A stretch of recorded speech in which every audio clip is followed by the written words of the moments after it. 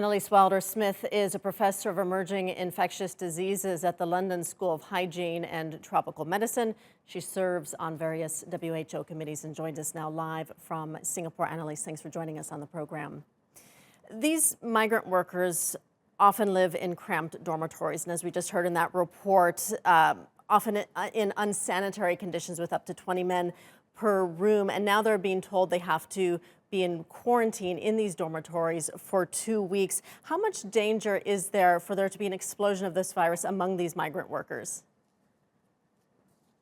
The concern is justified that there could be further spread within these dormitories. We all know that population density or the extent of contacts between persons increases the risk for COVID-19 transmission. So the objective of this quarantine is twofold. One is to protect the spread from such sites to the general population. But the second is also to really try and aim to contain it within that setting. So to do this, the government does quite liberal testing. So everyone gets tested. As soon as you're positive, you must be taken out. You must be moved out of that confined space and be isolated elsewhere so that there's no further spread. The second measure that the Singapore government is taking is trying to segregate further, so trying to thin out some of those of these confined spaces.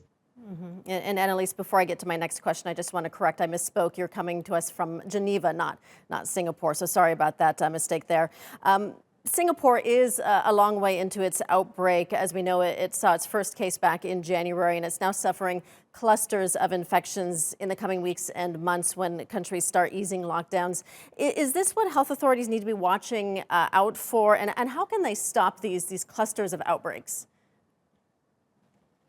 So as long as this virus circulates, we are always at risk of reintroduction and new clusters.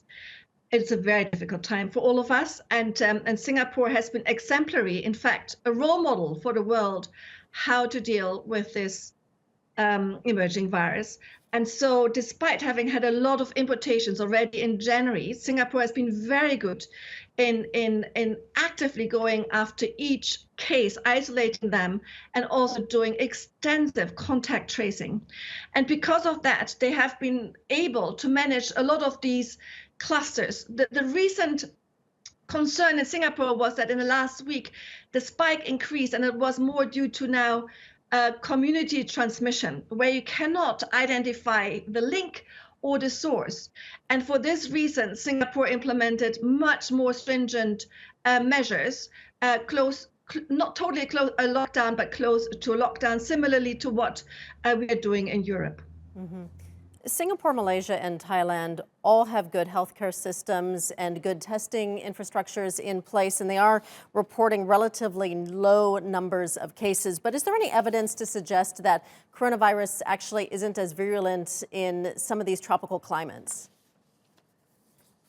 I personally do not believe in this. It is all spread by close contact, and what Singapore did, and so did Hong Kong, Taiwan, and South Korea, is really the focus on containment at source.